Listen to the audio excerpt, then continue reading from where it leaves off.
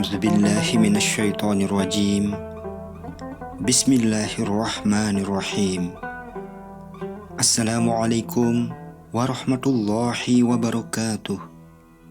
اللهم صل على سيدنا محمد عبدك ورسولك النبي الأمي وعلى آله وصحبه وسلم. رب اشرح لي صدري ويسر لي أمري wahlul 'uqdatam min lisani yafqahu qawli. Syekh Abdul Qadir Al-Jailani qaddasallahu sirrahu mewariskan nasihatnya kepada kita sekalian sebagai berikut. Sesungguhnya manusia itu ada dua macam, yang diberi nikmat duniawi dan yang diuji. Mereka yang dikaruniai nikmat duniawi itu belum tentu terlepas dari dosa dan khilaf dalam menikmati karunia Allah tersebut. Mereka justru bangga dengan karunia itu. Tiba-tiba datanglah takdir Allah berupa kesulitan dan malapetaka yang menimpa diri, keluarga, atau harta benda mereka. Mereka pun lantas merasa sedih dan berputus asa.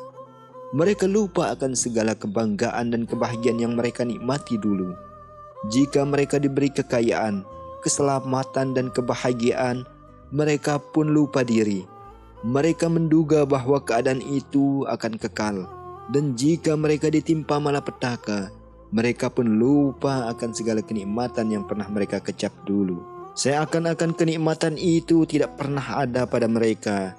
Semua ini terjadi karena kebodohannya akan Tuannya yang sebenarnya, yaitu Allah Subhanahu wa Ta'ala.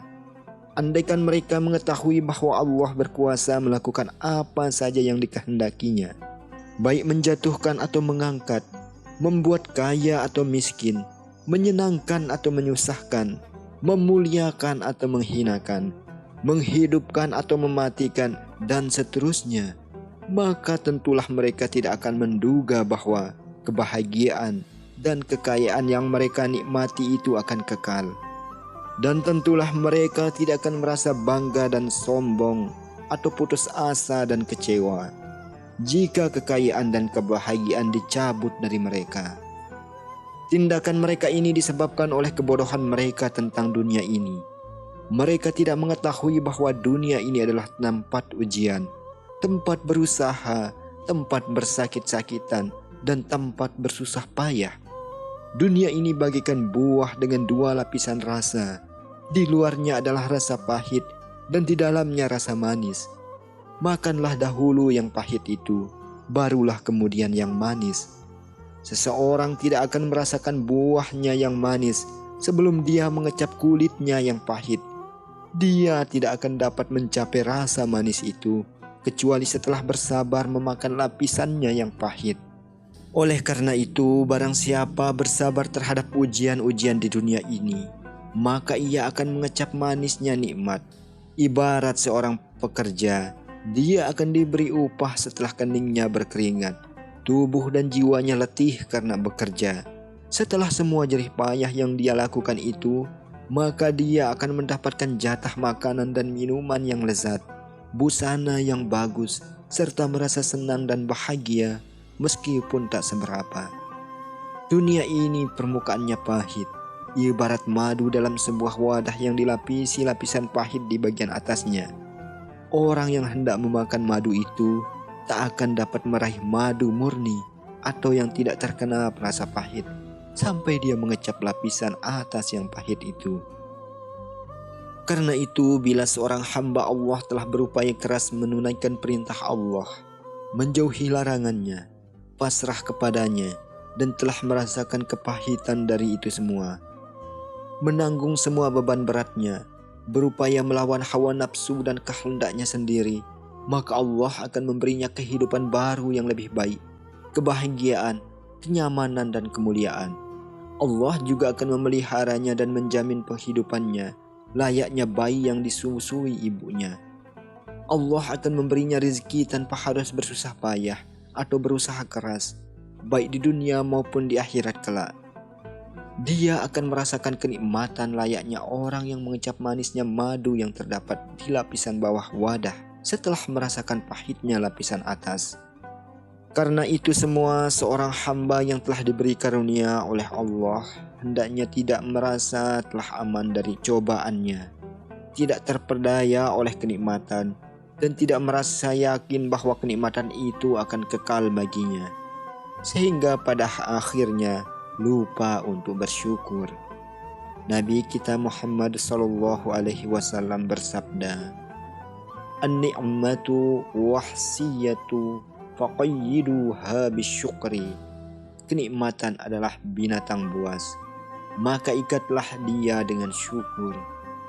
Mensyukuri nikmat kekayaan dilakukan dengan cara mengakui bahwa kekayaan itu adalah milik sang pemberi nikmat, yaitu Allah Subhanahu wa Ta'ala.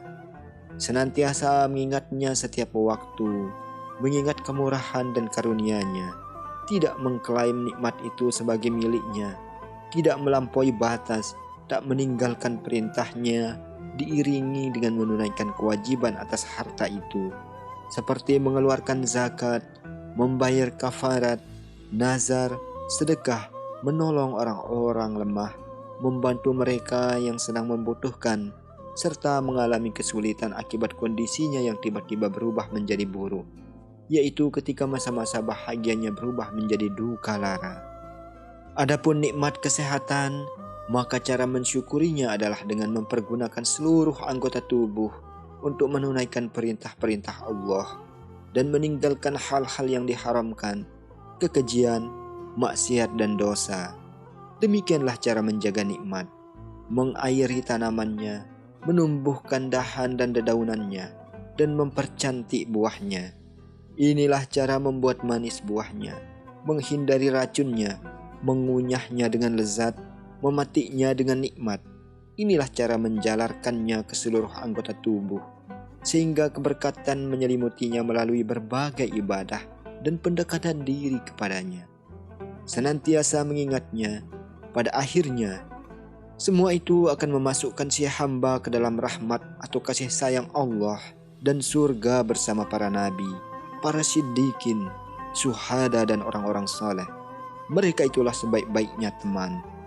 Namun jika tidak melakukan itu semua dan justru terpedaya oleh keindahan dan kenikmatan dunia, terbuai oleh kilau fata morgananya dan sepoi angin dinginnya di pagi musim panas, terkecoh oleh kulit ular dan kalajengkingnya, lupa akan bisanya yang mematikan dan perangkap-perangkapnya yang siap membuatnya binasa, maka berbahagialah dengan kehinaan, bergembiralah dengan kehancuran yang segera datang, disertai kehinaan di dunia dan siksa pedih di dalam neraka di akhirat kelak. Adapun jenis manusia yang kedua, yaitu manusia yang diuji, ada beberapa kemungkinan mengapa dia diuji. Pertama, sebagai hukuman atas kejahatan dan kemaksiatan yang telah diperbuatnya. Kedua, sebagai penghapus dosa-dosanya. Ketiga, untuk mengangkat derajat dan kedudukannya ke makam yang lebih tinggi, agar dapat bersama-sama para pemilik ruhani dan makam mulia di alam tertinggi. Hal itu terjadi setelah Allah memberikan perhatian khusus kepada mereka dengan cara membuat mereka mengembara di padang bencana dengan menunggang kendaraan kasih sayang dan kelembutan Allah. Allah memanjakan mereka dengan angin sepoi yang berhembus dari pandangan dan perhatiannya di setiap gerak dan diam mereka.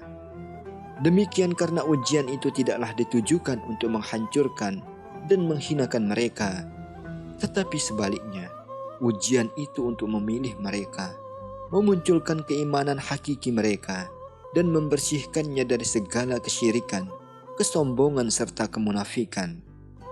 Sebagai balasannya, Allah memberi mereka berbagai ilmu, rahasia dan cahayanya, serta menjadikan mereka manusia paling bersih di antara manusia-manusia pilihan, mempercayakan rahasia-rahasianya kepada mereka, dan meridai mereka untuk berada di sisinya.